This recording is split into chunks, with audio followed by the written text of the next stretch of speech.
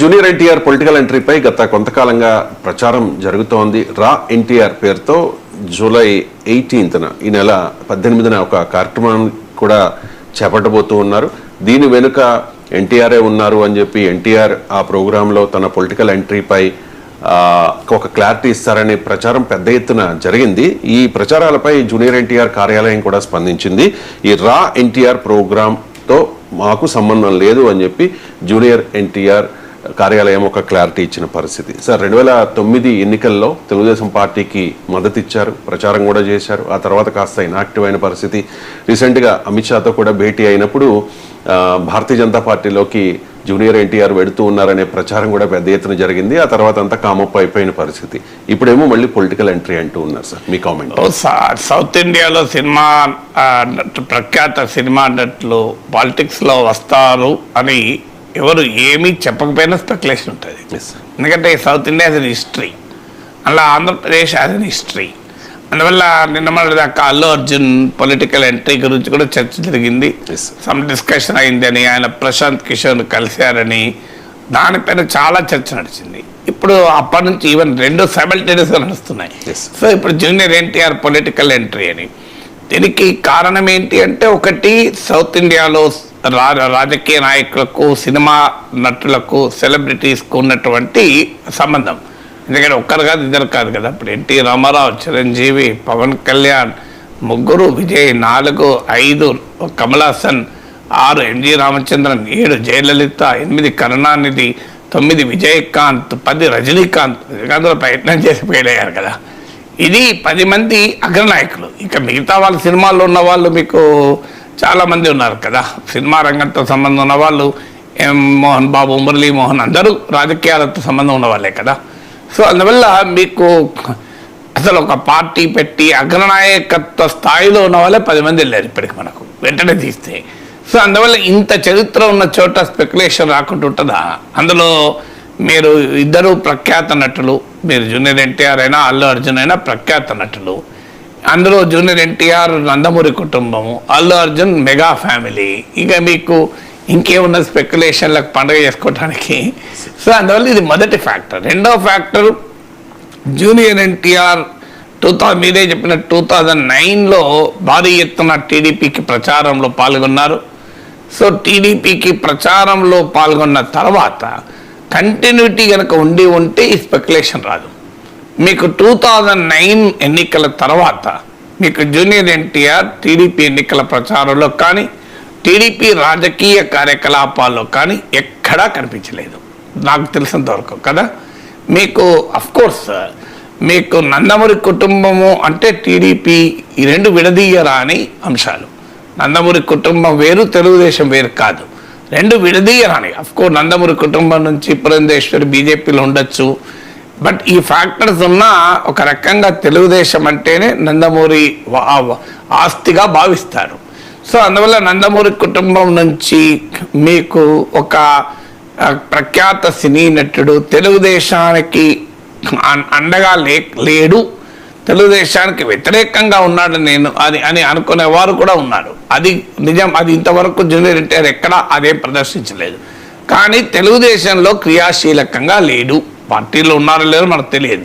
తెలుగుదేశం కార్యకలాపాల్లో క్రియాశీలకంగా లేరు. మహానాడు వేదికల పైన కనబడము, అందువల్ల టీడీపీతో ఉన్న ఆ అటాచ్మెంట్లో గ్యాప్ వచ్చింది. మీకు 2009లో టీడీపీకి ఎన్నికల ప్రచారం చేసిన జూనియర్ ఎన్టీఆర్ తర్వాత మీకు టీడీపీ ఇకో సిస్టంలో కనిపించకపోవడం వల్ల, ఆ గ్యాప్ వల్ల స్పెక్యులేషన్కు స్కోప్ ఉంటుంది.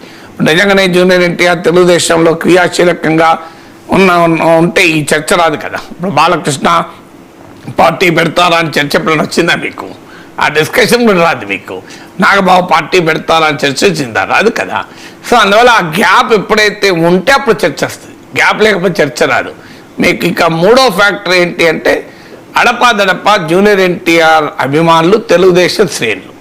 మీకు జూనియర్ ఎన్టీఆర్ బాలకృష్ణ సినిమా వస్తే టీడీపీ ఇకో సిస్టమ్ మొత్తం బోన్ చేసుకుంటుంది. మీకు ఇప్పుడు జూనియర్ ఎన్టీఆర్ సినిమాను టీడీపీ ఇకో సిస్టమ్ ఓన్ చేసుకోవడం లేదు, మీకు అందరికీ తెలిసింది. ఓన్ చేసుకోకపోగా అడపాదడపా టీడీపీ అభిమానులు జూనియర్ ఎన్టీఆర్ అభిమానుల మధ్య సోషల్ మీడియాలో మనం చూస్తూ ఉంటాం. సో అందువల్ల ఈ కాన్ఫ్లిక్ట్ కూడా ఈ స్పెక్యులేషన్కు కారణమైంది. నాలుగవది ఈయన పొలిటికల్ ఫ్యామిలీ నుంచి వచ్చిన వారు.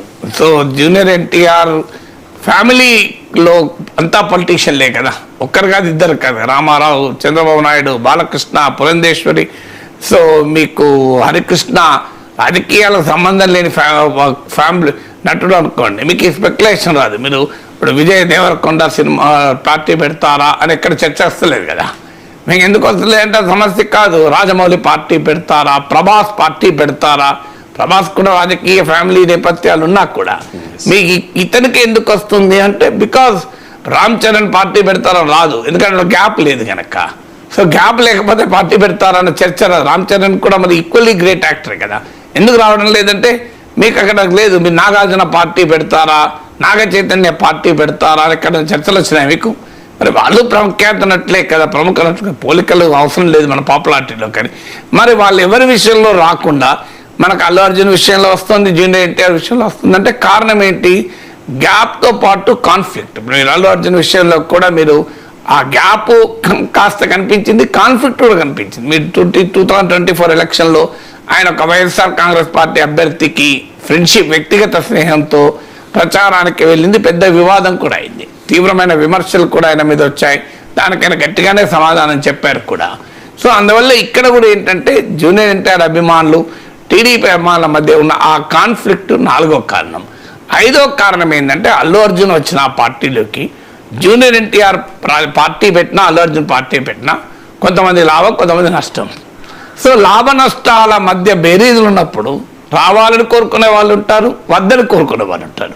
సో మీరు ఒక పార్టీ పెడితే ఎవరికి లాభం లేదు, ఎవరికి నష్టం లేదు అనుకోండి, ఎవరు పట్టించుకొని కూడా పట్టించుకోరు. ఇప్పుడు ఆంధ్రప్రదేశ్లో పార్టీలు పెట్టిన వాళ్ళు తక్కువ ఉన్నారా? 3 మంది పార్టీలు పెట్టారు, వాళ్ళ గురించి ఎవరైనా పట్టించుకుంటున్నారా? సో ఎందుకు పార్టీ పెడితే పట్టించుకుంటారంటే బికాజ్ ఈ జూనియర్ ఎన్టీఆర్, బికాజ్ ఈ అల్లు అర్జున్. ఇప్పుడు జూనియర్ ఎన్టీఆర్ పార్టీ పెడితే ఖచ్చితంగా తెలుగుదేశానికి నష్టం కనుక తెలుగుదేశాన్ని ఇబ్బంది పెట్టాలనుకునే వారు అడపాదడప ఈ అంశాన్ని లేవనెత్తుతూనే ఉంటారు. మీకు ఈవెన్ జూనియర్ ఎన్టీఆర్ ఫ్లెక్సీలు వస్తుంటాయి, టీడీపీ మీటింగ్ల కాలంలో జూనియర్ ఎన్టీఆర్ నినాదాలు వస్తుంటాయి. సో టీడీపీని ఇబ్బంది పెట్టాలి అనుకునే వారు ఎప్పుడైనా మీకు జూనియర్ ఎన్టీఆర్ రాజకీయాల్లోకి వస్తారు అని, తెలుగుదేశంలోకి వస్తారంటలేరు కదా, రాజకీయాల్లోకి వస్తారంటున్నారు. మీరు గమనిస్తే అది రాజకీయాల్లోకి వచ్చేదేంటి? జూనియర్ ఎన్టీఆర్ రాజకీయాల్లో లేడా? లేకపోతే 2009లో ఎందుకు ప్రచారం చేశారు? ఆయన నేను రాజకీయాల నుంచి నిష్క్రమిస్తున్నా అని చెప్పాడా? చెప్పలేదు కదా. మరి అయినా రాజకీయాల్లోకి వస్తారని ఎందుకు చర్చ వస్తుంది? అల్లు అర్జున్ అంటే పోనీ అల్లు అర్జున్ కూడా అంతే కదా. అల్లు అర్జున్ కూడా ఇప్పుడు మెగా కుటుంబము, జనసేన వేరువేరు కాదు కదా, మీకు నందమూరి కుటుంబము, టీడీపీ వేరువేరు కాదు కదా. మరి ఎందుకు వస్తుంది అంటే చర్చ మీకు జూనియర్ ఎన్టీఆర్ వస్తే తెలుగుదేశానికి నష్టం కనుక సహజంగానే నష్టాన్ని కోరుకునే వాళ్ళు దాన్ని లేవనెత్తుతుంటారు. దాని నుంచి మళ్ళీ టీడీపీని రియాక్షన్. అల్లు అర్జున్ పార్టీ పెడితే ఖచ్చితంగా ఒకరికి నష్టం, ఒకరికి లాభం, ఒకరికి నష్టం, ఒక లాభ నష్టాలు లెక్క. కానీ ఖచ్చితంగా ఒకరికి నష్టం, ఒక లాభం కూడా చెప్పలేము మనం. ఇప్పుడు విజయ్ అనుభవం ఉంది కదా, విజయ్ వస్తే డిఎన్కేకి నష్టం, డిఎన్కే వ్యతిరేక ప్రతిపక్షానికి నష్టం లెక్కలేసినాయి. ఏం జరిగింది? విజయ్ వస్తే ఇద్దరు నష్టపోయింది, ఏడీఎంకే నష్టపోయింది, డిఎంకే నష్టపోయింది. చాలా కాలం విజయ్ వచ్చినప్పుడు ఏడీఎంకే వాళ్ళు ఆనందపడ్డారు, డిఎంకే వాళ్ళు ఆనందపడ్డారు. ఎందుకు ఆనందపడ్డారంటే ప్రతిపక్ష ఓటు చీలిపోతుంది, మేము గెలుస్తామని ఆశపడ్డారు వాళ్ళు. కానీ జరిగింది ఏంటి? ప్రతిపక్ష ఓటు తీసుకోవడం నిజమే, ఏడీఎంకే ఓటు బాగా లాగారు, కానీ డిఎంకే ఓటు కూడా లాగేశారు కదా. కానీ ఆంధ్రప్రదేశ్లో అలా ఉండవు. ఆంధ్రప్రదేశ్లో ప్రపంచం ట్రంప్ అయినా, ఇరాన్ అయినా టీడీపీ, వైసీపీ కోణంలోనే చూస్తారు, ఇంకేం ఉండదు. మీకు ఎల్నీనో అయినా, లానీనా అయినా, ఎల్నీనో టీడీపీ అయితే లానీనా వైసీపీ అవుతుంది, లానీనా టీడీపీ అయితే ఎల్నీనో వైసీపీ అవుతుంది.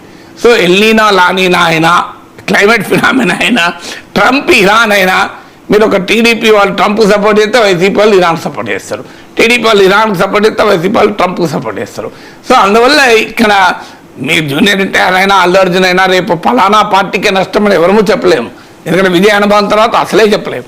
కానీ అలా లెక్కలేసుకుంటారు కనుక ఆ లాభ నష్టాల లెక్కల వల్ల కూడా ఇది నిరంతరం వస్తుంటుంది. అయినా జూనియర్ ఎన్టీఆర్ ఆఫీస్ వారు అధికారికంగా మాకు సంబంధం లేదని చెప్పారు కనుక ఇక చర్చ లేదు కదా.